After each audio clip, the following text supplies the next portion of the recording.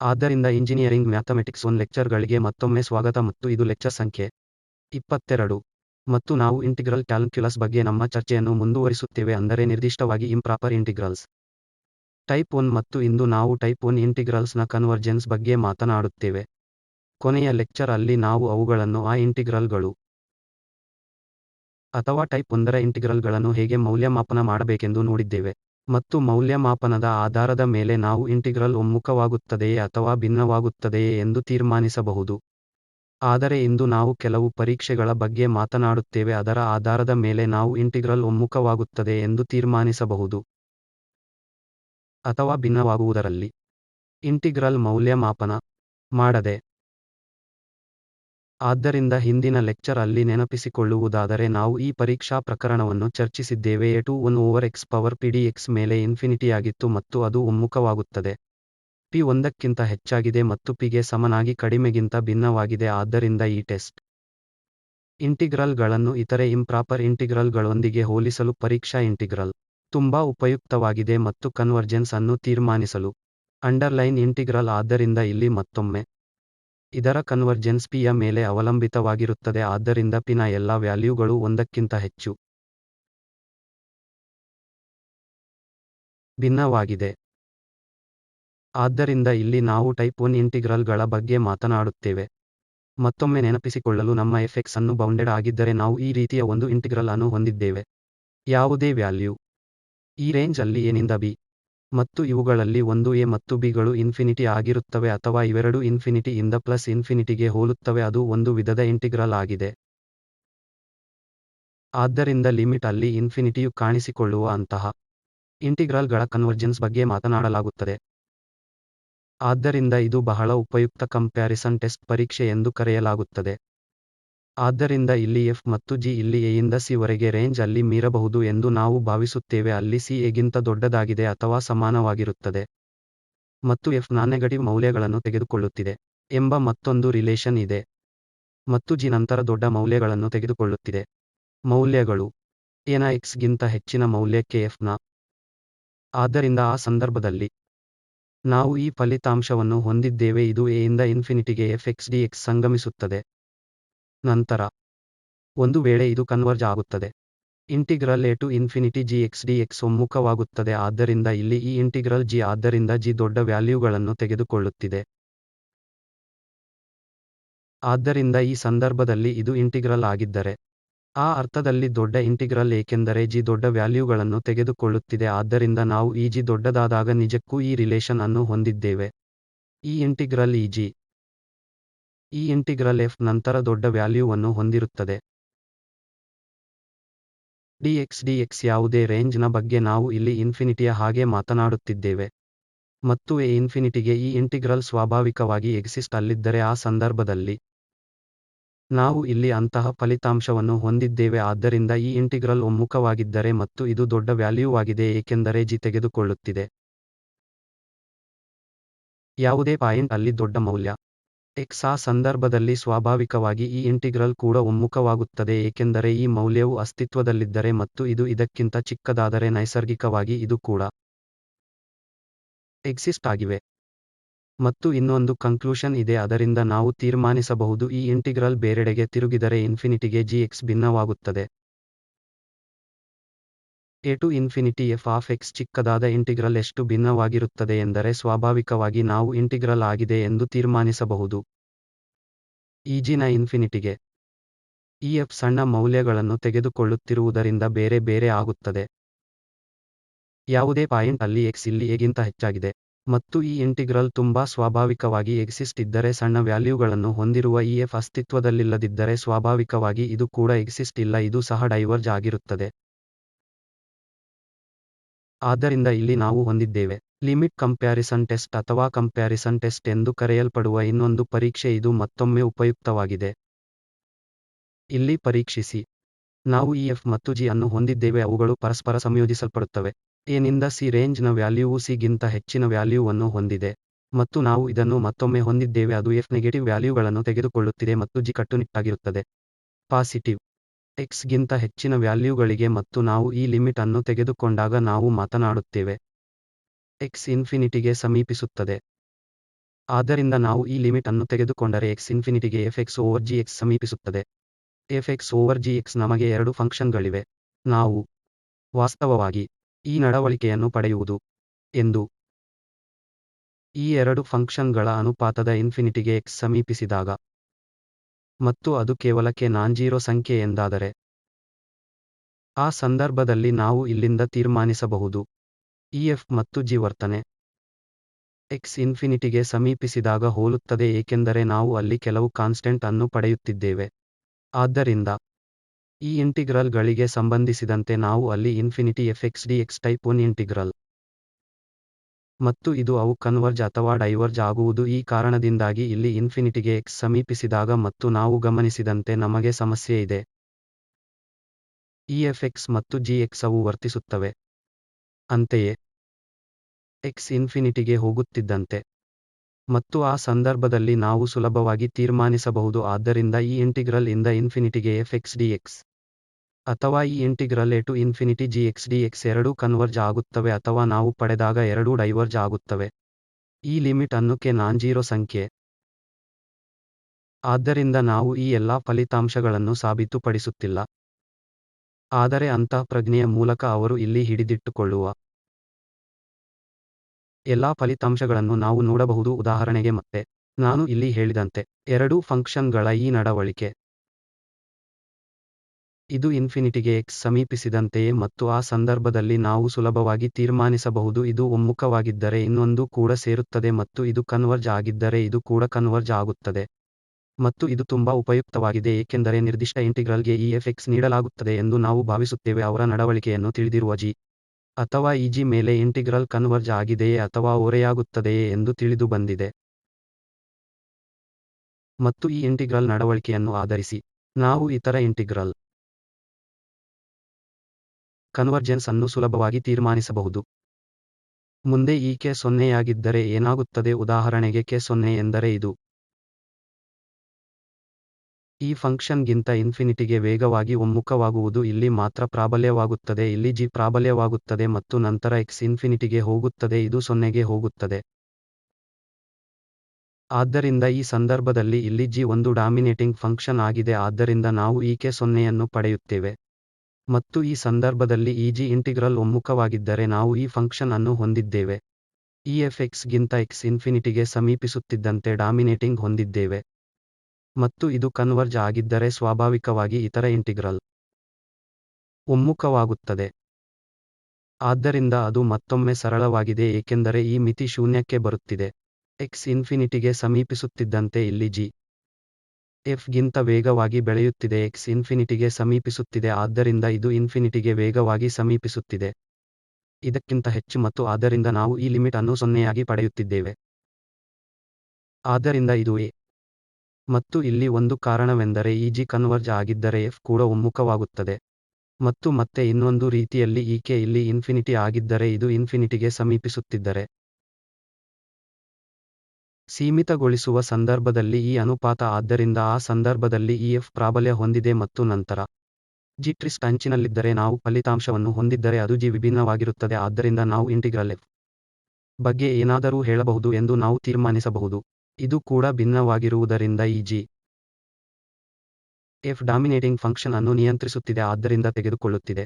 ಇದು ಇದಕ್ಕಿಂತ ಹೆಚ್ಚು ವೇಗವಾಗಿ ಬೆಳೆಯುತ್ತಿದೆ ಮತ್ತು ಅಲ್ಲಿ ನಾವು ಇನ್ಫಿನಿಟಿಯನ್ನು ಪಡೆಯಲು ಕಾರಣ ಆ ಸಂದರ್ಭದಲ್ಲಿ ಈ ಇಂಟಿಗ್ರಲ್ f ಸಹ ಡೈವರ್ಜ್ ಆಗಿರುತ್ತದೆ ಆದ್ದರಿಂದ ಇವುಗಳು ನಾವು ಚರ್ಚಿಸಿದ ಸರಳ ಕಂಪ್ಯಾರಿಸನ್ ಟೆಸ್ಟ್ ಆಗಿದೆ ಮತ್ತು ಈಗ ನಾವು ಕೆಲಕ್ಕೆ ಹೋಗುತ್ತೇವೆ. ಮಾದರಿ ಸಮಸ್ಯೆಗಳು ಉದಾಹರಣೆಗೆ ಇದನ್ನು ನಾವು ಈಗ ಪರೀಕ್ಷಿಸುತ್ತೇವೆ ಈ integral convergence infinity dx over x ಮತ್ತು square root x square plus 1. ಆದ್ದರಿಂದ ನಾವು ಈಗ ಇಲ್ಲಿಗೆ ಹೋಗಬೇಕು. ವಾಸ್ತವವಾಗಿ ನಾವು ಮಾಡಬಹುದಾದ ಇನ್ನೊಂದು ಫಂಕ್ಷನ್ ಅನ್ನು ಕಂಡುಕೊಳ್ಳಿ. ಸಂಬಂಧಿಸಿ ಅಥವಾ ಇದಕ್ಕೆ ಹೋಲಿಸಬಹುದು ಅಥವಾ x ಇನ್ಫಿನಿಟಿಗೆ ಸಮೀಪಿಸುತ್ತಿದೆ ಮತ್ತೆ ನಮಗೆ ಅನಂತದಲ್ಲಿ ಸಮಸ್ಯೆ ಇದೆ ಅದು ಮಾತ್ರ ನಾವು ಈ ಇಂಪ್ರಾಪರ್ ಇಂಟಿಗ್ರಲ್ಸ್ ಗಳ ಬಗ್ಗೆ ಮಾತನಾಡುವುದು. ಆದ್ದರಿಂದ ಇಲ್ಲಿ ಈ ಫಂಕ್ಷನ್ ಇನ್ಫಿನಿಟಿಗೆ x ಸಮೀಪಿಸುತ್ತಿದ್ದಂತೆ ಹೇಗೆ ವರ್ತಿಸುತ್ತಿದೆ ಎಂದು ನಾವು ನೋಡುತ್ತೇವೆ ಆದ್ದರಿಂದ ಮೂಲತಃ ನಾವು ಇಲ್ಲಿ ಏನು ಮಾಡುತ್ತೇವೆ ಆದ್ದರಿಂದ ನಾವು x ಅನ್ನು ತೆಗೆದುಕೊಳ್ಳುತ್ತೇವೆ ಮತ್ತು ಇಲ್ಲಿ ನಾವು x ಅನ್ನು ಕಾಮನ್ ಆಗಿ ತೆಗೆದುಕೊಳ್ಳುತ್ತೇವೆ. ಆದ್ದರಿಂದ ನಾವು 1 ಪ್ಲಸ್ ಓವರ್ x ಅನ್ನು ಸ್ಕ್ವೇರ್ ಎಂದು ಹೊಂದಿದ್ದೇವೆ. ಆದ್ದರಿಂದ ಈ ಟರ್ಮ್ ಕೇವಲ x ಇನ್ಫಿನಿಟಿಗೆ ಸಮೀಪಿಸುತ್ತಿದ್ದಂತೆ ಒಂದಕ್ಕೆ ಅನುಸಂಧಾನ ಯಾವುದೇ ತೊಂದರೆಯನ್ನು ಸೃಷ್ಟಿಸುವುದಿಲ್ಲ ಮತ್ತು ಈಗ ನಾವು ಇಲ್ಲಿ x ಅನ್ನು ಸ್ಕ್ವೇರ್ ಆಗಿ ಹೊಂದಿದ್ದೇವೆ ಆದ್ದರಿಂದ 1 ಓವರ್ x ಸ್ಕ್ವೇರ್ ಆಗಿದೆ ಆದ್ದರಿಂದ ಈ ಫಂಕ್ಷನ್ ಇಲ್ಲಿ ನೀಡಲಾದ ಫಂಕ್ಷನ್ ಇಂಟೆಗ್ರಿನ್ ಆಗಿದೆ 1 ಓವರ್ x ಸ್ಕ್ವೇರ್ ಅಂತೆ ವರ್ತಿಸುತ್ತಿದೆ x ಇನ್ಫಿನಿಟಿಗೆ ಹೋದಂತೆ ವರ್ತಿಸುತ್ತದೆ ಮತ್ತು ಅದು ನಮಗೆ ಸಹಾಯ ಮಾಡುತ್ತದೆ ಸೆಟ್ ಮಾಡಲು ಫಂಕ್ಷನ್ಗಳು ಹೋಲಿಕೆ ಆದ್ದರಿಂದ ನಾವು ಈ f ಅನ್ನು ಹೊಂದಿದ್ದೇವೆ ಇದು x square root x square plus 1 ಮೇಲೆ ಸಮಗ್ರವಾಗಿದೆ ಮತ್ತು ನಾವು g ಅನ್ನು 1 ಓವರ್ x ಸ್ಕ್ವೇರ್ ಎಂದು ತೆಗೆದುಕೊಳ್ಳುತ್ತೇವೆ ಈ ಫಂಕ್ಷನ್ನ ನಡವಳಿಕೆಯು ಓವರ್ x ಸ್ಕ್ವೇರ್ ಆಗಿರುವುದರಿಂದ ನಾವು ಎರಡನೇ ಫಂಕ್ಷನ್ ಅನ್ನು ತೆಗೆದುಕೊಂಡಿದ್ದೇವೆ ಆದ್ದರಿಂದ ನಾವು 1 ಓವರ್ x ಸ್ಕ್ವೇರ್ ಆಗಿದೆ ಮತ್ತು ಇದು ಈ ಫಂಕ್ಷನ್ನ ಈ ಇಂಟಿಗ್ರಲ್ ಪ್ರಾಪರ್ಟೀಸ್ ಬಗ್ಗೆ ನಮಗೆ ಚೆನ್ನಾಗಿ ತಿಳಿದಿದೆ ಆದ್ದರಿಂದ ಇಲ್ಲಿ ನಾವು ಈ ಲಿಮಿಟ್ ಅನ್ನು ತೆಗೆದುಕೊಂಡರೆ fx ಓವರ್ gx ಆದ್ದರಿಂದ ನೀವು ಈ ಲಿಮಿಟ್ ಅನ್ನು ಕಂಪ್ಯೂಟ್ ಮಾಡಿದರೆ ಇದು ಹೀಗೆ ಏಕೆಂದರೆ ಈ gx 1 ಓವರ್ x ಸ್ಕ್ವೇರ್ ಅನ್ನು ಹೊಂದಿದ್ದರೆ ಇಲ್ಲಿ x ಕ್ಯಾನ್ಸಲ್ ಆಗುತ್ತದೆ x ವರ್ಗವಾಗಿದೆ ಆದ್ದರಿಂದ x ಮುಗಿಯುತ್ತದೆ square root x square plus 1 ಮತ್ತು ಈ ಮಿತಿ ಮತ್ತೆ ಹೀಗಿರುತ್ತದೆ ನಾವು ಈ x ಅನ್ನು ಸಹ ರದ್ದುಗೊಳಿಸಬಹುದು ಆದ್ದರಿಂದ ನಾವು ಇಲ್ಲಿಂದ ಕಾಮನ್ ಅನ್ನು ತೆಗೆದುಕೊಳ್ಳುತ್ತೇವೆ ನಾವು 1 ಪ್ಲಸ್ ಓವರ್ x ಸ್ಕ್ವೇರ್ ಅನ್ನು ಹೊಂದಿದ್ದೇವೆ ಆದ್ದರಿಂದ ಇದು ಕ್ಯಾನ್ಸಲ್ ಆಗುತ್ತದೆ ಮತ್ತು x ಇನ್ಫಿನಿಟಿಗೆ ಹೋಗುವ ಲಿಮಿಟ್ ಅನ್ನು ತೆಗೆದುಕೊಂಡಾಗ ಆದ್ದರಿಂದ ಇಲ್ಲಿ ಇದು 1 ಆದ್ದರಿಂದ ನಾವು ಈ ಲಿಮಿಟ್ ಅನ್ನು 0ಗೆ ಸಮನಾಗಿರದಂತಹ ಸಂಖ್ಯೆ ಹೊಂದಿದ್ದೇವೆ ಆದ್ದರಿಂದ ಇದು 0ಗೆ ಸಮನಾಗಿಲ್ಲದಿದ್ದರೆ ಈ ಇಂಟಿಗ್ರಲ್ g ಯ ಇಂಟಿಗ್ರಲ್ ಆಗಿ ವರ್ತಿಸುತ್ತದೆ ಎಂದು ಹೇಳಲು ನಮ್ಮ ಕಂಪ್ಯಾರಿಸನ್ ಟೆಸ್ಟ್ ಆದ್ದರಿಂದ ನಾವು ಈಗಾಗಲೇ ಈ ಇಂಟಿಗ್ರಲ್ g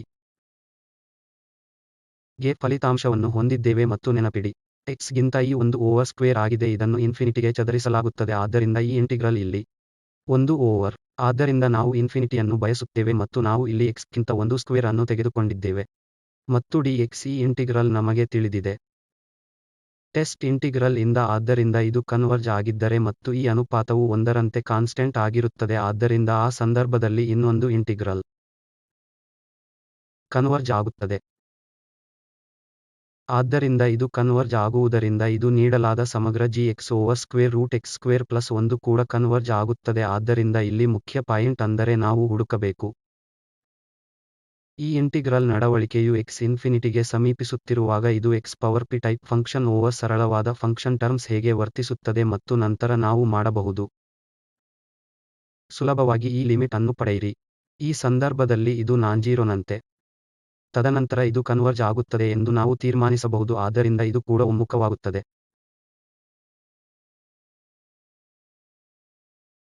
ಹಾಗೆಯೇ ಮುಂದಿನ ಸಮಸ್ಯೆ ನಾವು ಈ ಇಂಟಿಗ್ರಲ್ ಅನ್ನು ಇನ್ಫಿನಿಟಿಗೆ ಕನ್ವರ್ಜೆನ್ಸ್ ಅನ್ನು ಪರೀಕ್ಷಿಸುತ್ತೇವೆ ಮತ್ತು ನಾವು x ಅನ್ನು x ಪವರ್ 5ರಿಂದ ಪ್ಲಸ್ 1 dx ನಿಂದ ವಿಂಗಡಿಸಲಾಗಿದೆ ಆದ್ದರಿಂದ ಈ ಸಂದರ್ಭದಲ್ಲಿ ನಾವು ಮೊದಲಿನಂತೆಯೇ ಸಮೀಪಿಸುತ್ತೇವೆ ಆದ್ದರಿಂದ ನಾವು ಈ fx x square root x plus 1 ಮತ್ತು ನಂತರ ಈ ಫಂಕ್ಷನ್ ನಡವಳಿಕೆಯನ್ನು ನಾವು ಇಲ್ಲಿ ಪರೀಕ್ಷಿಸುತ್ತೇವೆ ಆದ್ದರಿಂದ ನಾವು x ಅನ್ನು ನ್ಯೂಮರೇಟರ್ನಲ್ಲಿ ಸ್ಕ್ವೇರ್ ಆಗಿ ಮತ್ತು ಇಲ್ಲಿ ನಾವು x ಪವರ್ ತೆಗೆದುಕೊಂಡರೆ 5/2 ಆದ್ದರಿಂದ x ಪವರ್ 5 ಮತ್ತು ಅಲ್ಲಿ ಸ್ಕ್ವೇರ್ ರೂಟ್ ಇದೆ ಆದ್ದರಿಂದ 1 ಪ್ಲಸ್ 1 ಓವರ್ x ಪವರ್ 5 ತದನಂತರ ಇಲ್ಲಿ 1 ಸ್ಕ್ವೇರ್ ರೂಟ್ ಆದ್ದರಿಂದ ಈ ಪದವು ಯಾವುದೇ ಸಮಸ್ಯೆಯನ್ನು ಸೃಷ್ಟಿಸುವುದಿಲ್ಲ ಮತ್ತು x ಇನ್ಫಿನಿಟಿಗೆ ಸಮೀಪಿಸುತ್ತದೆ ಏಕೆಂದರೆ ಇದು ಮಾಡುತ್ತದೆ ಇರಿ ಇಲ್ಲಿ 1 ಆದ್ದರಿಂದ ನಡವಳಿಕೆಯು ಈ 2 ಟರ್ಮ್ಸ್ ಇಂದ ಪ್ರಭಾವಿತವಾಗಿರುತ್ತದೆ ಆದ್ದರಿಂದ ನಾವು ಇಲ್ಲಿ 1ರ ಮೇಲೆ x ಪವರ್ 5ರಿಂದ 2 ಮತ್ತು ನಂತರ -2 ಮತ್ತು ಈ ಟರ್ಮ್ ಸ್ಕ್ವೇರ್ ರೂಟ್ ಇದು x ಇನ್ಫಿನಿಟಿಗೆ ಸಮೀಪಿಸುತ್ತಿದ್ದಂತೆ ಯಾವುದೇ ತೊಂದರೆ ಸೃಷ್ಟಿಸುತ್ತಿಲ್ಲ ಮತ್ತು ಇದು ಇಲ್ಲಿ 1 ಓವರ್ x ಪವರ್ 1ರಂತೆ ಅದರ 4ರಿಂದ ವರ್ತಿಸುತ್ತಿದೆ ಆದ್ದರಿಂದ 5-4/2 ಆದ್ದರಿಂದ 1/2 ಆದ್ದರಿಂದ x ಇನ್ಫಿನಿಟಿಗೆ ಸಮೀಪಿಸುತ್ತಿದ್ದಂತೆ ವರ್ಗಮೂಲ x 1 ಓವರ್ ವರ್ಗಮೂಲದ x ಆಗಿ ವರ್ತಿಸುತ್ತಿದೆ ಆದ್ದರಿಂದ ಇದನ್ನು ಆಧರಿಸಿ ಈಗ ನಾವು ಫಂಕ್ಷನ್ ಅನ್ನು ಆಯ್ಕೆ ಮಾಡಬಹುದು ನಾವು ಫಂಕ್ಷನ್ ಅನ್ನು ಆಯ್ಕೆ ಮಾಡಬಹುದು g ಆದ್ದರಿಂದ g ನಾವು 1 ಅನ್ನು ತೆಗೆದುಕೊಂಡಿದ್ದೇವೆ ಸ್ಕ್ವೇರ್ ರೂಟ್ x ಮತ್ತು ಈಗ ಈ ಸಂದರ್ಭದಲ್ಲಿ ನಾವು ಈ ಲಿಮಿಟ್ ಅನ್ನು ಮತ್ತೊಮ್ಮೆ ತೆಗೆದುಕೊಳ್ಳುತ್ತೇವೆ fx ಗಿಂತ gx ಆದ್ದರಿಂದ ಈ ಲಿಮಿಟ್ ಇಲ್ಲಿ fx gx ಗಿಂತ ಇರುತ್ತದೆ x ಸ್ಕ್ವೇರ್ ಆಗಿದೆ ಮತ್ತು ನಂತರ ಸ್ಕ್ವೇರ್ ರೂಟ್ x ಅಲ್ಲಿಗೆ ಹೋಗುತ್ತದೆ ಮತ್ತು ನಾವು ಇಲ್ಲಿ ಹೊಂದಿದ್ದೇವೆ square root x power 5 plus 1 ಮತ್ತು ನಾವು ಈ x ಪವರ್ 5 ಅನ್ನು ತೆಗೆದುಕೊಳ್ಳುತ್ತೇವೆ ಇಲ್ಲಿಂದ ಕಾಮನ್ ಆದ್ದರಿಂದ x ಪವರ್ ಇರುತ್ತದೆ 2ರಿಂದ ಮತ್ತು ನಮ್ಮಲ್ಲಿ x ಪವರ್ 5ರಿಂದ 2 ಇದೆ ಆದ್ದರಿಂದ ಈ ಲಿಮಿಟ್ ಇರುತ್ತದೆ ಒಂದಾಗಿ ಬರುತ್ತೇವೆ. ಆದ್ದರಿಂದ ಮತ್ತೊಮ್ಮೆ ನಾವು ಈ ಎರಡು ಫಂಕ್ಷನ್ಗಳ ಅನುಪಾತದಂತೆ ಇಲ್ಲಿ ಒಂದು ನಾನ್ಜೀರೋ ಲಿಮಿಟ್ ಅನ್ನು ಪಡೆಯುತ್ತಿದ್ದೇವೆ. ಆದ್ದರಿಂದ ಇಂಟಿಗ್ರಲ್ ಎರಡೂ ಒಂದೇ ರೀತಿ ವರ್ತಿಸುತ್ತವೆ. ಆದ್ದರಿಂದ ಈ ಸಂದರ್ಭದಲ್ಲಿ ಈ gx ಇಂಟಿಗ್ರಲ್ ಬಗ್ಗೆ ನಮಗೆ ತಿಳಿದಿದೆ. ಸ್ಕ್ವೇರ್ ರೂಟ್ x ಆದ್ದರಿಂದ ಇಲ್ಲಿ x ಶಕ್ತಿಯ ಶಕ್ತಿಯು ಅರ್ಧಕ್ಕಿಂತ ಕಡಿಮೆ ಇರುತ್ತದೆ. 1 ಆದ್ದರಿಂದ ಇದು ಮೂಲಭೂತವಾಗಿ ಈ ಇಂಟಿಗ್ರಲ್ ಅನ್ನು ಬೇರ್ಪಡಿಸುತ್ತದೆ. ಇದು ಟೆಸ್ಟ್ ಇಂಟಿಗ್ರಲ್ ಆಗಿದ್ದರಿಂದ ಈ x ನ ಪವರ್ ಇದ್ದಾಗಲೆಲ್ಲಾ ನಮ್ಮಲ್ಲಿ ಭಿನ್ನತೆ ಇರುತ್ತದೆ. 1ಕ್ಕಿಂತ ಕಡಿಮೆ ಅಥವಾ ಸಮನಾಗಿರುವುದರಿಂದ ಈ ಇಂಟಿಗ್ರಲ್ ಭಿನ್ನವಾಗುತ್ತದೆ. ಮತ್ತು ಎರಡೂ ಇಂಟಿಗ್ರಲ್ಗಳು ಒಂದೇ ರೀತಿ ವರ್ತಿಸುವುದರಿಂದ ಪ್ರಾಬ್ಲಮ್ನಲ್ಲಿ ನೀಡಲಾಗುವ ಇಂಟಿಗ್ರಲ್ ಕಂಪ್ಯಾರಿಸನ್ ಟೆಸ್ಟ್ ಇಂದ ಭಿನ್ನವಾಗಿರುತ್ತದೆ. ಆದ್ದರಿಂದ ಇದು ಸಹ ಡೈವರ್ಜ್ ಆಗಿರುತ್ತದೆ. ಆದ್ದರಿಂದ ನಾವು ಈ ಇಂಟಿಗ್ರಲ್ನ ಭಿನ್ನತೆಯನ್ನು ಮತ್ತೊಮ್ಮೆ ಸಾಬೀತುಪಡಿಸಿದ್ದೇವೆ ಈ ಕಂಪ್ಯಾರಿಸನ್ ಟೆಸ್ಟ್ ಅನ್ನು ಬಳಸಿ. ಆದ್ದರಿಂದ ಇದು ಇನ್ನೊಂದು ಸಮಸ್ಯೆಯಾಗಿದ್ದು ಈ ಇಂಟಿಗ್ರಲ್ 0ಯನ್ನು ಇನ್ಫಿನಿಟಿಗೆ ತೋರಿಸುತ್ತದೆ. e power minus x square dx ಆಗಿದೆ. ಒಮ್ಮುಖವಾಗುತ್ತದೆ. ಆದ್ದರಿಂದ ಈ ಸಂದರ್ಭದಲ್ಲಿ ನಾವು ಮಾಡುತ್ತೇವೆ. ಈ ಇಂಟಿಗ್ರಲ್ ಅನ್ನು 1ಕ್ಕೆ 0ಯಂತೆ ಬೇರ್ಪಡಿಸಿ. ಮತ್ತು e power minus x square ಆಗಿದೆ. dx ಮತ್ತು ಪ್ಲಸ್ ಇನ್ಫಿನಿಟಿಗೆ. ಮತ್ತು ಈ ಶಕ್ತಿ ಮೈನಸ್ x ಸ್ಕ್ವೇರ್ ಆಗಿದೆ. dx. ಇದು ಆಗಾಗ್ಗೆ ನಾವು ಈ ಭಾಗವನ್ನು ಇಲ್ಲಿ 1ಕ್ಕೆ ತೆಗೆದುಹಾಕಲು ಬಹಳ ಬಾರಿ ಬಳಸುತ್ತಿದ್ದೆವು.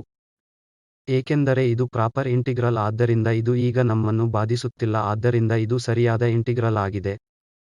ಅಂದರೆ ಈ ಇಂಟಿಗ್ರಲ್ನ ಈ ಸೀಮಿತ ವ್ಯಾಲ್ಯೂವಿನ ವ್ಯಾಲ್ಯೂವನ್ನು ನಾವು ಹೊಂದಿದ್ದೇವೆ. ಈಗ ನಾವು ಈ ಸಮಗ್ರತೆಯನ್ನು ಮಾತ್ರ ಇಲ್ಲಿ ಚರ್ಚಿಸುತ್ತೇವೆ. ಹಾಗಾಗಿ ಅದು ಒಂದು ಕನ್ವರ್ಜೆಂಟ್ ಇಂಟಿಗ್ರಲ್ ಆಗಿದ್ದರೆ ಅದು ಸ್ವಾಭಾವಿಕವಾಗಿ ಡೈವರ್ಜ್ ಎಲ್ಲವೂ ಕನ್ವರ್ಜ್ ಆಗುತ್ತದೆ. ಆದ್ದರಿಂದ ಇಲ್ಲಿ ಈಗ ನಾವು ಗಮನಿಸುವ ಕಂಪ್ಯಾರಿಸನ್ ಟೆಸ್ಟ್ ಅನ್ನು ಅನ್ವಯಿಸಲು. ಈಗ ನಾವು ಇದನ್ನು ಎಕ್ಸ್ಪ್ಯಾಂಡ್ ಮಾಡಿದರೆ e ಪವರ್ x ಸ್ಕ್ವೇರ್ ಆಗಿದೆ ಆದ್ದರಿಂದ ನಮಗೆ ಒಂದು ಪ್ಲಸ್ ಇದೆ. x ಚದರ ಜೊತೆಗೆ x ಪವರ್ 4 ಫ್ಯಾಕ್ಟೋರಿಯಲ್ 2 ಮತ್ತು ಆದ್ದರಿಂದ ಇದು ವಿಸ್ತರಣೆ ಆಗಿದೆ. ಮತ್ತು ಇದು ಯಾವಾಗಲೂ x ಗಿಂತ ದೊಡ್ಡದಾಗಿದೆ ಸ್ಕ್ವೇರ್ ಟರ್ಮ್ ಆಗಿದೆ ಆದ್ದರಿಂದ x ಕಟ್ಟುನಿಟ್ಟಾಗಿ ಪಾಸಿಟಿವ್ ಆಗಿದೆ ಎಂದು ನಾವು ಈ ಎಲ್ಲಾ ಪಾಸಿಟಿವ್ ಟರ್ಮ್ ಅನ್ನು ಹೊಂದಿದ್ದೇವೆ. ಆದ್ದರಿಂದ 4 ಎಲ್ಲಾ x 0ಗಿಂತ ಹೆಚ್ಚಿನದು ಅಥವಾ x 0ಗಿಂತ ಕಡಿಮೆ. ಈ ಟರ್ಮ್ ಈ x ಗಿಂತ ದೊಡ್ಡದಾಗಿರಲಿದೆ ಏಕೆಂದರೆ ಸ್ಕ್ವೇರ್ ಟರ್ಮ್ x ಇಲ್ಲಿ ಈಗಾಗಲೇ ಸ್ಕ್ವೇರ್ ಟರ್ಮ್ ಅನ್ನು ಹೊಂದಿಸಲಾಗಿದೆ. ವಾಸ್ತವವಾಗಿ x 0ಗೆ ಸಮ. ಎಲ್ಲಾ x ಗಳಿಗೆ ಇದು ಈಗ ನಿಜವಾಗಿದೆ ಆದ್ದರಿಂದ 1 ಪ್ಲಸ್ x ಸ್ಕ್ವೇರ್ ಇದು ಇದಕ್ಕಿಂತ ದೊಡ್ಡದಾಗಿರುತ್ತದೆ. ಏಕೆಂದರೆ ಇದು ನಿಖರವಾಗಿ ನಾವು ಇಲ್ಲಿ ತೆಗೆದುಕೊಂಡ ಎಲ್ಲಾ ಟರ್ಮ್ಸ್ ಪಾಸಿಟಿವ್ ಟರ್ಮ್ಸ್ ಆಗಿವೆ. ಯಾವುದೇ ಸಂದರ್ಭದಲ್ಲಿ ಇದು ಎಲ್ಲಾ x ಗೆ ಈ ಇನೀಕ್ವಾಲಿಟಿ ಇರುತ್ತದೆ.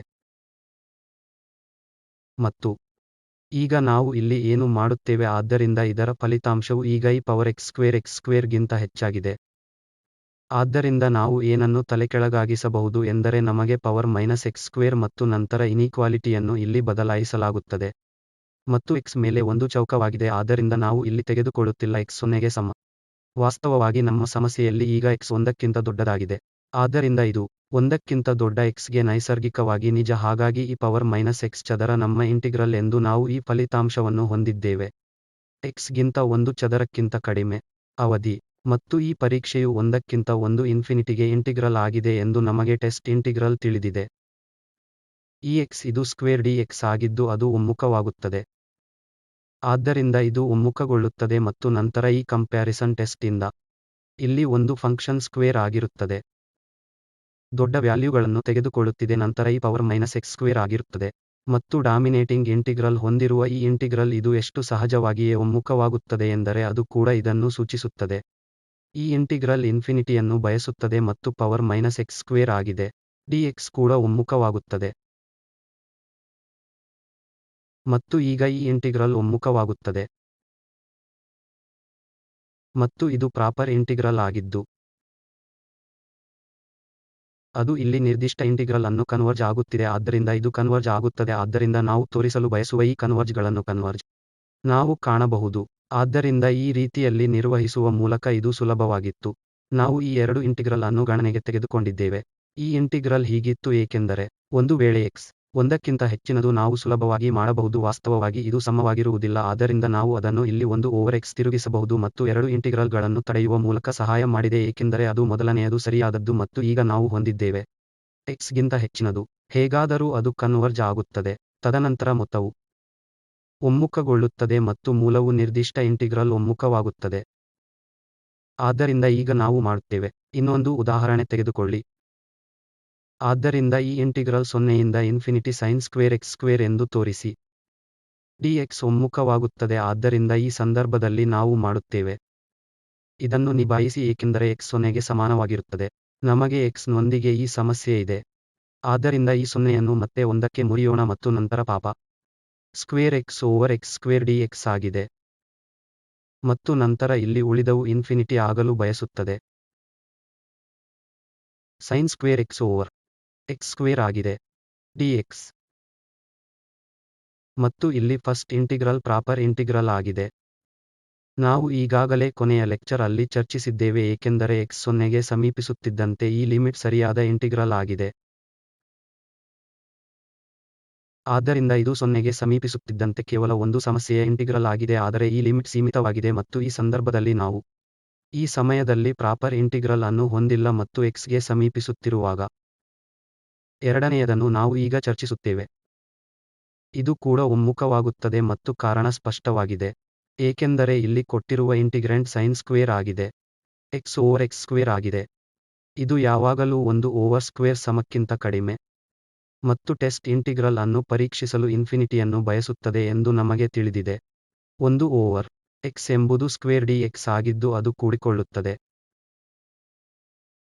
ಆದ್ದರಿಂದ ಇಲ್ಲಿ ಇದು ಒಂದು ಡಾಮಿನೇಟಿಂಗ್ ಇಂಟಿಗ್ರಲ್ ಆಗಿದೆ ಏಕೆಂದರೆ ಇದು x ಮೇಲೆ ಚೌಕವು ದೊಡ್ಡ ಮೌಲ್ಯಗಳನ್ನು ತೆಗೆದುಕೊಳ್ಳುತ್ತದೆ ನಂತರ sin square x over x square ಆಗಿದೆ.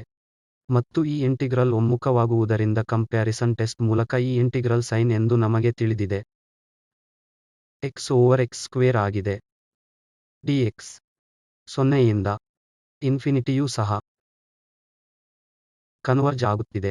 ಆದ್ದರಿಂದ ಇದು ಕೂಡ ಒಮ್ಮುಖವಾಗುತ್ತದೆ.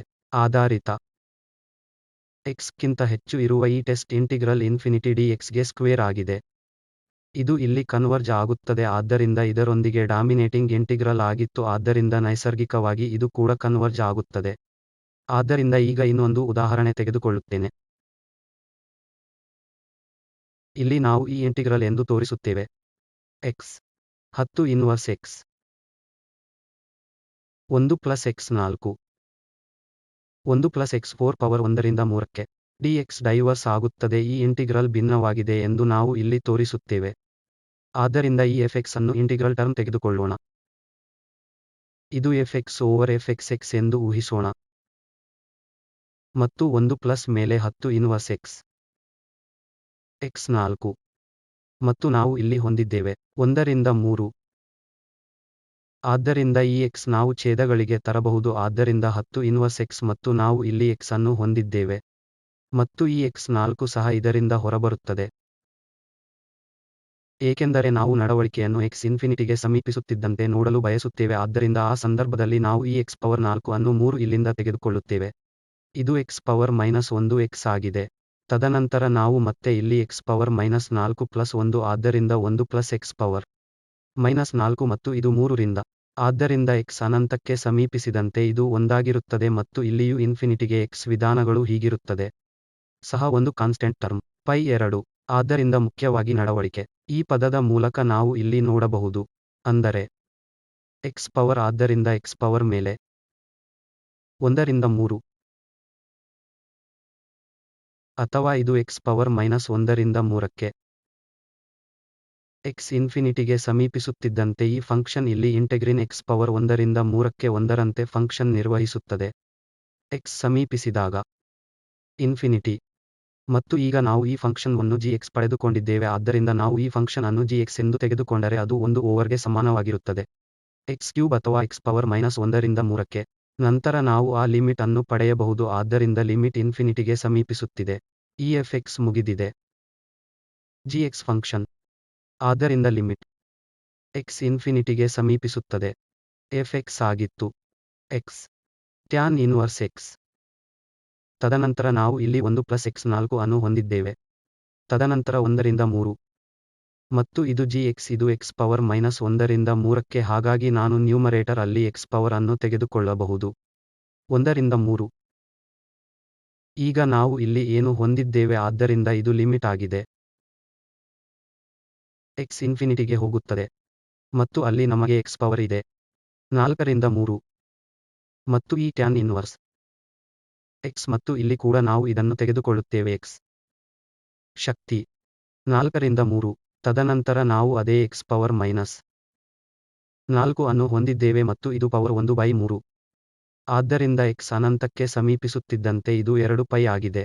ಟ್ಯಾನ್ ಇನ್ವರ್ಸ್ ಇನ್ಫಿನಿಟಿ ಇದು 2 ಪೈ ಆಗುತ್ತದೆ ಮತ್ತು ಇದು 1ಕ್ಕೆ ಹೋಗುತ್ತದೆ, ಆದ್ದರಿಂದ ನಾವು ಈ ಪೈ ಅನ್ನು ಪಡೆದುಕೊಂಡಿದ್ದೇವೆ. 2 ಲಿಮಿಟ್. ಹಾಗಾದರೆ ಈಗ, ಏಕೆಂದರೆ ಈ ಲಿಮಿಟ್ ಒಂದೇ ಆಗಿರುತ್ತದೆ, ಲಿಮಿಟ್ ನಾನ್ಜೀರೋ ಸಂಖ್ಯೆಯಾಗಿದೆ, ಆದ್ದರಿಂದ ಈಗ ಕನ್ಕ್ಲೂಷನ್ ಆಗಿದೆ. ಎರಡೂ ಇಂಟಿಗ್ರಲ್ಗಳು ಇಂಟಿಗ್ರಲ್ ಓವರ್ f ಮತ್ತು ಇಂಟಿಗ್ರಲ್ ಓವರ್ g ಆಗಿರುತ್ತವೆ. ಅದೇ ರೀತಿ ಈ ಸಂದರ್ಭದಲ್ಲಿ ಇಲ್ಲಿ ಈ 0ಗೆ 0 ಎಂದು ಇನ್ಫಿನಿಟಿಯನ್ನು ಬಯಸುತ್ತೇವೆ ಮತ್ತು ಇದು 1 ಓವರ್ x ಎಂದು ನಮಗೆ ತಿಳಿದಿದೆ. x ಪವರ್ 1ರಿಂದ 3 dx ಆದ್ದರಿಂದ ಇಲ್ಲಿ p ಪವರ್ 1ಕ್ಕಿಂತ ಕಡಿಮೆ ಇರುವುದರಿಂದ ಈ ಇಂಟಿಗ್ರಲ್ ಡೈವರ್ಜ್ ಆಗುತ್ತದೆ. ಆದ್ದರಿಂದ ಈ ಇಂಟಿಗ್ರಲ್ ಡೈವರ್ಜ್ ಆಗುತ್ತದೆ ಮತ್ತು ಆದ್ದರಿಂದ f ಮೇಲೆ ಇಂಟಿಗ್ರಲ್ ಸಹ ಭಿನ್ನವಾಗಿದೆ. ಈ ಸಮಸ್ಯೆಯಲ್ಲಿ ಈ ಇಂಟಿಗ್ರಲ್ ಭಿನ್ನವಾಗಿದೆ ಏಕೆಂದರೆ ನಾವು ಇದನ್ನು ಹೋಲಿಸಿದ್ದೇವೆ ಏಕೆಂದರೆ ಇನ್ಫಿನಿಟಿಗೆ 1 over x power 1/3 dx integral ಮತ್ತು ಅವೆರಡು ಒಂದೇ ರೀತಿ ವರ್ತಿಸಬೇಕು ಏಕೆಂದರೆ ಅವರು ತಮ್ಮ ನಡವಳಿಕೆಯನ್ನು ವರ್ತಿಸುವ ಕಾರಣದಿಂದಾಗಿ x ಇನ್ಫಿನಿಟಿಗೆ ಸರಿಯಾಗಿ ಸಮೀಪಿಸುತ್ತದೆ. ಇದನ್ನು ಈಗ ನಾವು ಕನ್ಕ್ಲೂಷನ್ಗೆ ಹೋಗುತ್ತೇವೆ. ಆದ್ದರಿಂದ ನಾವು 2 ಕಂಪ್ಯಾರಿಷನ್ ಟೆಸ್ಟ್ ಸಂಖ್ಯೆಗಳನ್ನು ನೋಡಿದ್ದೇವೆ. f ನಲ್ಲಿ ಈ ರಿಲೇಶನ್ ಅನ್ನು ಹೊಂದಿರುವಾಗ f ಗೆ ಸಮಾನವಾಗಿರುತ್ತದೆ ಮತ್ತು g f ಗೆ ಸಮಾನವಾಗಿರುತ್ತದೆ.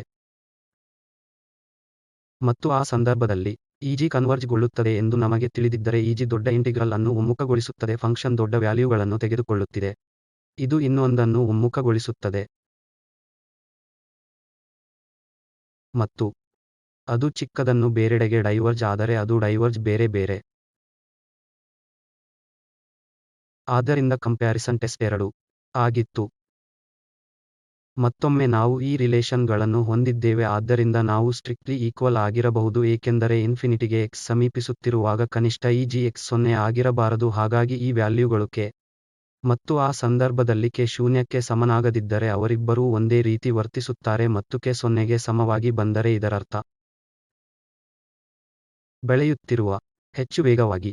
ಆ ಸಂದರ್ಭದಲ್ಲಿ ಇದು ಕನ್ವರ್ಜ್ ಆಗಿದ್ದರೆ ಇನ್ನೊಂದೂ ಕೂಡ ಸೇರುತ್ತದೆ ಮತ್ತು ಈ k ಇನ್ಫಿನಿಟಿಗೆ ಬಂದರೆ ನಮಗೆ ಫಲಿತಾಂಶವೂ ಇರುತ್ತದೆ ಮತ್ತು ಇದು ಡೈವರ್ಜ್ ಆಗಿದೆ. ಹೀಗೆ g ಇಂಟಿಗ್ರಲ್ ಇದು ಚಿಕ್ಕದಾಗಿದೆ. ಈಗ ಈ f ಸಣ್ಣದೊಂದು ಸ್ವಾಭಾವಿಕವಾಗಿ ಡೈವರ್ಜ್ ಆಗಿದ್ದರೆ ಆ ಸಂದರ್ಭದಲ್ಲಿ ಪ್ರಾಬಲ್ಯ ಸಾಧಿಸುತ್ತದೆ. ದೊಡ್ಡದು ಕೂಡ ಬೇರೆ ಬೇರೆಯಾಗುತ್ತದೆ, ಆದ್ದರಿಂದ ಅದು ಈ ಲೆಕ್ಚರ್ ಕನ್ಕ್ಲೂಷನ್. ಈ ಕಂಪ್ಯಾರಿಸನ್ ಟೆಸ್ಟ್ 1 ಮತ್ತು ಕಂಪ್ಯಾರಿಸನ್ ಟೆಸ್ಟ್ 2.